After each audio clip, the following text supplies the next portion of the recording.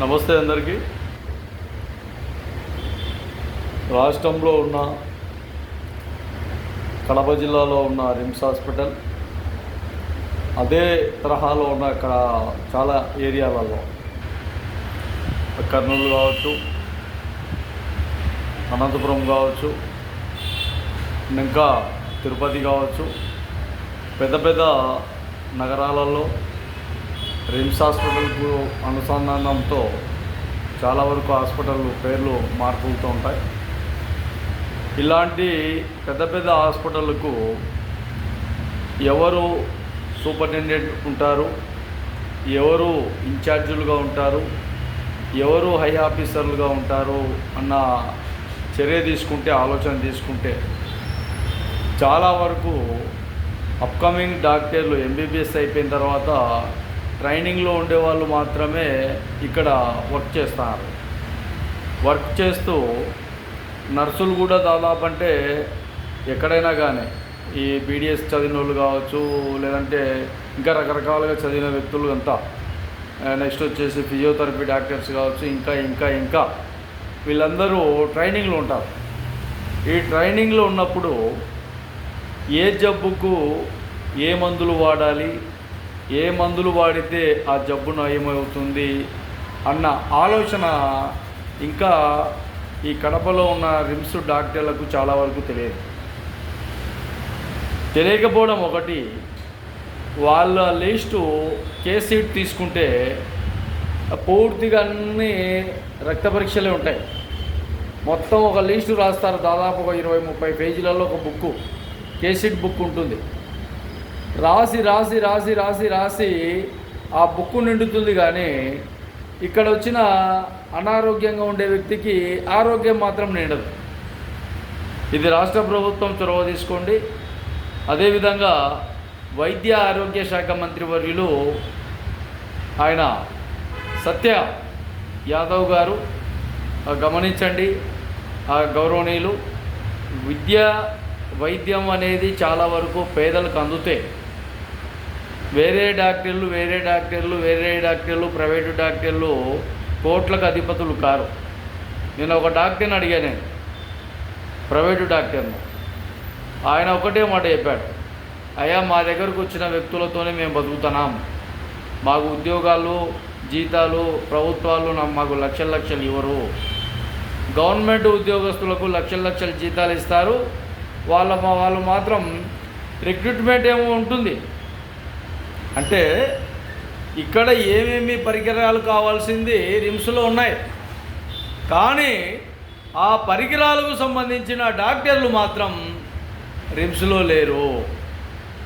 అదేవిధంగా ప్రొద్దుటూరులో జిల్లా ఆసుపత్రి ఉంది, అలాగే చాలా ఏరియాలలో జిల్లా ఆసుపత్రులు కూడా ఉంటాయి ఆంధ్రప్రదేశ్ రాష్ట్రంలో. కానీ డాక్టర్ల నిర్లక్ష్యమో, మరి రాష్ట్ర ప్రభుత్వ నిర్లక్ష్యమో, లేదంటే వాళ్ళకు ప్రభుత్వం అంటే భయం భక్తి లేదో, మరి వాళ్ళ ఇష్టానుసారంగా ఉంటారో లేదో తెలియదు. హాస్పిటల్లో నర్సులు డాక్టర్లు ఎవరో తెలియదు, కనుక్కోలే. సెటోస్కోప్ ఉంటే మనం డాక్టర్ అని కనుక్కోవాలి, లేదంటే వాళ్ళు వైట్ డ్రెస్సే వీళ్ళు వైట్ డ్రెస్సే. కాబట్టి ఎక్కడ వచ్చిన వ్యక్తులకు అసౌకర్యంగా ఉండడమే కాకుండా దాదాపు 10 రోజులు, 15 రోజులు, 20 రోజులు, నెలల తరబడి కూడా ఆ రిమ్స్ హాస్పిటల్ కడపలో చాలామంది దిక్కుదశ లేకుండా ఉన్నారు. అక్కడ స్థానిక ఎమ్మెల్యే గారు, ఇక్కడ ఉండే జిల్లా ఎంపీ గారు కానీ, మరి రాష్ట్రంలో ఉండే అధికారం కానీ మరి నిర్లక్ష్య వైఖరితో ఉంటే ప్రయోజనం ఉండదు. గవర్నమెంటు ప్రభుత్వము ఏం చేస్తున్నారు ప్రజలకు అన్న ఆలోచన రెండే ఉదాహరణలు. ఒకటి, చదువు విషయాలలో మంచి మార్గదర్శకాలు తీసుకుంటారా లేదా. రెండవది, అనారోగ్యంగా ఉండే వ్యక్తులకు మంచి సదుపాయాలు అందిస్తున్నారా లేదా. ఈ రెండు ప్రజలకు మంచి కాన్సెప్ట్గా ఉండండి. అవి లేకపోతే ఎటువంటి ప్రయోజనం లేదు. మీరు ఎన్ని విధాలుగా మేము అవి చేస్తున్నాం ఈ చేస్తున్నామనే కూడా రాష్ట్ర ప్రభుత్వం ఎక్కడ ప్రజలకు అభిప్రాయంగా ఉండదు, అభిమానంగా ఉండదు. ఒక 10,000 పోతే పోనీ, ప్రైవేట్ హాస్పిటల్లో చూపించుకుందాం, వెంటనే రక్త పరీక్షలు చేస్తారు, వెంటనే రిపోర్ట్లు వస్తాయి, వెంటనే స్కానింగ్ చేస్తారు, వెంటనే రిపోర్ట్లు వస్తాయి, వెంటనే మొత్తం సిటీ స్కానింగ్ చేయిస్తారు, రకరకాలుగా ఎక్స్రేలు తీపిస్తారు, వెంటనే మొత్తం డీటెయిల్స్ అన్నీ వచ్చేస్తున్నాయి అని బయట టాక్ ఉంది. అదే ప్రభుత్వ హాస్పిటల్లోకి వెళ్తే 2 రోజుల తర్వాతరా, 3 రోజుల తర్వాతరా, 4 రోజుల తర్వాతరా, ఇట్లా ఈ రిపోర్ట్ల కోసం తిరగడానికే సరిపోతుంది. ఎవరైతే ఇంకొక వ్యక్తి ఉంటారో వాళ్ళకు అటెండర్గా వీళ్ళని తిరగడానికే సరిపోతుంది. వాళ్ళు ఈమెకి ఏమైందో క్లారిటీగా చెప్పరు, ఈ అబ్బాయికి ఏమైందో చెప్పరు, ఈ అమ్మాయికి ఏమైంది చెప్పరు. ఆ ముసలోళ్ళు వస్తే ఏం చెప్పలేరు. 60 ఏళ్ళు 70 ఏళ్ళు వస్తే కట్టెలు పోసుకుంటా చంకల్లో 2 చేతులు వేసుకొని అటుపక్క ఇటుపక్క వాళ్ళు ఉండేవాళ్ళు తీసుకొని పోయి పైకి తీసుకుపోవాలా, పైనుంచి ఇంకో చోట ఎక్స్రే తీయాలంటే, ఇంకో చోట తీయాలంటే ఇవే సరిపోతుంది. కానీ ట్రీట్మెంట్ మాత్రం ఎక్కడ కూడా కరెక్ట్గా లేదు. ఇది బాగా రాష్ట్ర ప్రభుత్వం గమనించాలి. అదేవిధంగా వైద్య ఆరోగ్య శాఖ మంత్రులు సత్య సార్ గారు ఖచ్చితంగా ఈ విషయంలో ఖచ్చితంగా ఈ ప్రభుత్వాలపైన ఖచ్చితంగా నిఘా ఏర్పాటు చేయాలని కూడా మహాజన రాష్ట్ర సమితి ఆంధ్రప్రదేశ్ ద్వారా తెలియజేస్తున్నాం. రాష్ట్ర ప్రభుత్వం కూడా కఠినమైన గట్టి చర్యలు తీసుకోవాలి.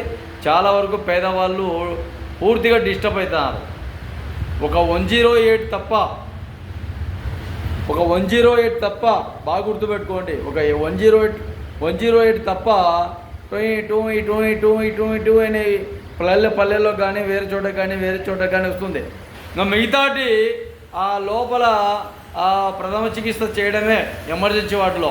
ఇంకా మిగతాది ఏం లేదు. బాగా గమనించండి. పేద ప్రజలు వాటిపైన ఆశ పెట్టుకుంటారు. అదే అరాశలు చేయకుండా, ఇబ్బందులు చేయకుండా రాష్ట్ర ప్రభుత్వం కఠిన నిర్ణయాలు తీసుకోవాలని కూడా మహాజన రాష్ట్ర సమితి రాష్ట్ర ప్రభుత్వాన్ని డిమాండ్ చేస్తున్నాం.